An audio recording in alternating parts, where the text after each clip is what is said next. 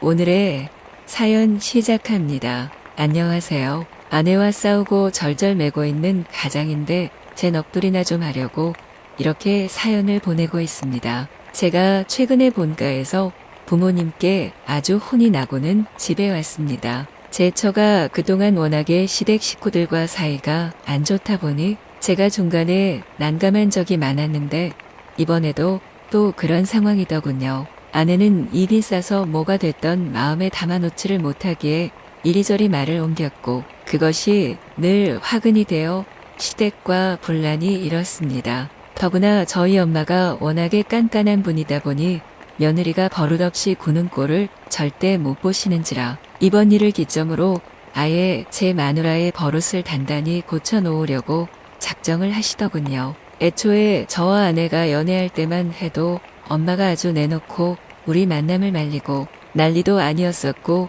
그런 사정을 제 처도 다 알고서 결혼을 했습니다. 하지만 가족이 되면 대충 수습이 되려니 하고 다들 크게 염려를 안 한 점도 있었지요. 하지만 결국 이렇게 분란이 자꾸 나고 보니 제 입장에서도 난감하기가 말이 아니란 것입니다. 우선 엄마가 말씀하시는 제 처의 단점은 입이 싸다는 것 외에도 아주 많은 것들이 있는데 그중 가장 큰 것은 게으르다는 점입니다. 아내는 결혼 전에 집에서 몇 년을 놀다가 저와 연애를 하면서 곧장 결혼했기에 규칙적인 생활을 해본 적이 없습니다. 직장 생활을 하는 사람들의 고충도 모를 뿐더러 시간을 아끼고 그 정해진 시간 안에 무엇인가 결과를 만들어야 하는 것에도 관심이 전혀 없습니다. 그저 학창시절에도 늘 지각을 밥 먹듯이 해왔고 학교 생활도 원만하지 못했을 뿐더러 겨우 매달리다시피 학교나 졸업하자는 마음으로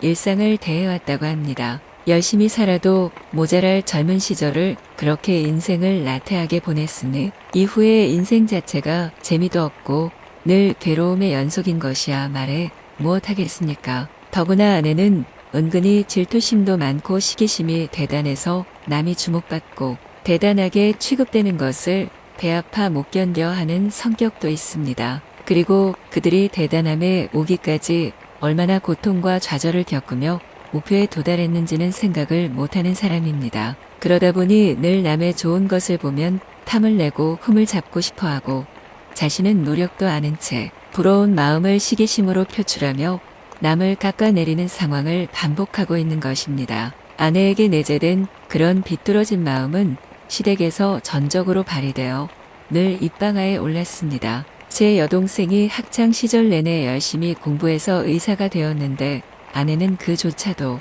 엉뚱한 방향에서 질투 어린 시선을 보내며 집안에다 늘 제 동생의 험담을 하며 다니더군요. 남의 전문직을 불쾌해하고 기분 나빠하는 그녀가 자기 할 일이나 똑바로 하냐 하면 그것조차도 아닙니다. 아내는 살림을 아예 배워본 적도 없이 시집 와서는 음식이건 청소건 할 줄 아는 것이 아무것도 없었습니다. 그저 음식은 전부 시켜 먹자며 돈 아까운 줄도 모르고 저를 속상하게 만드는 것은 예사이고 뭔가 계획적으로 소비할 줄도 몰라서 시장을 보러 가도 생각 없이 이것저것 마구 다 사버리고 그럽니다. 할 줄 아는 것도 아무것도 없고 그저 집에서 놀다가 저를 만나서 결혼한 것이기에 저는 그녀가 세상에서 할 수 있는 것이 아주 제한적일 것임을 애초에 염두하고 결혼을 했긴 하지만 너무 정도가 심하더군요. 더구나 결혼 생활이 나아갈수록 그녀에 대한 실망감이 너무 크니까 저도 힘이 들어서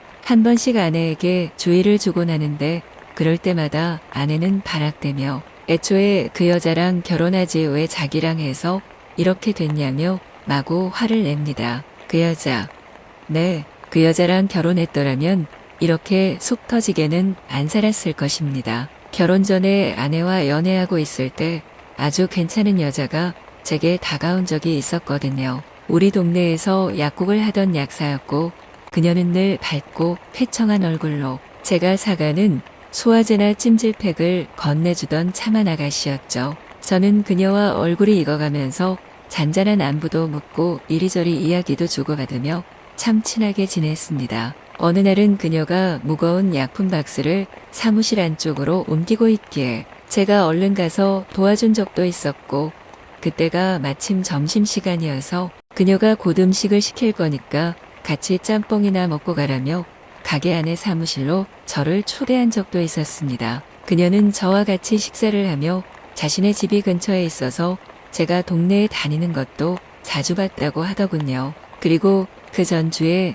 제가 길 건너 만두 가게에서 음식을 사가지고 가는 것을 보았다고 했습니다. 그녀가 저의 사소한 일상도 눈여겨보아 주는 것이 한편으로는 기쁘기도 하고 한편으로는 낯선 신선한 감정으로 다가와서 그녀가 달리 보이기도 했습니다. 이후로 우리는 좀 더 친해졌고 어느 틈에 영화도 같이 보러 갔고 그녀가 자주 가는 카페에서 차도 마시고 즉석에서 펼쳐지는 현장 연주 음악을 듣다 오기도 했습니다. 돌아오는 길에는 일부러 걸어서 산책 겸 왔는데 그녀가 그때 많은 이야기를 했습니다. 지금 자신이 취미로 즐기고 있는 그런 활동들을 원래는 전공하고 싶었다고 했습니다. 음악이건 영화건 다 좋아했고 가정도 그런 면에서는 아주 개방적인 분위기였지만 정작 현실에서 직업으로 선택하기에는 생각을 다시 해봐야 하지 않을까 하는 일반적인 잣대를 쫓아서 전공으로 하지는 못했다는 것입니다. 그리고 그녀는 종일 작은 약국 안에서 약품을 정리하고 분류하고 조제하며 동일한 나날들을 보내고 있었습니다. 그리고 그것이 주는 안정감 안에서 조용히 사는 것으로 만족하며 예전에 자신이 좋아했던 것들은 취미로 즐기며 산다고 했습니다. 저 역시도 당시의 직장 생활이 너무 지루하기도 하고 견디기가 어렵던 시점이었는데 저와 비슷한 생각을 가진 사람을 만나고 보니 기분이 남달랐고 그럼에 따라서 그녀가 좋은 친구로 급격히 다가왔던 것입니다. 그리고 누군가에게 정성을 쏟고 공통의 감정을 느낀다는 것은 저의 일상에도 많은 변화가 오게 했고 생활이 활기차게 만들어 주었습니다. 물론 지금 제 아내가 된 그녀와 당시에 이미 연애 중이긴 했지만 그녀와는 완전히 다른 새로운 설렘이 제 마음을 심하게 휘어잡고 있었습니다. 그리고 아내도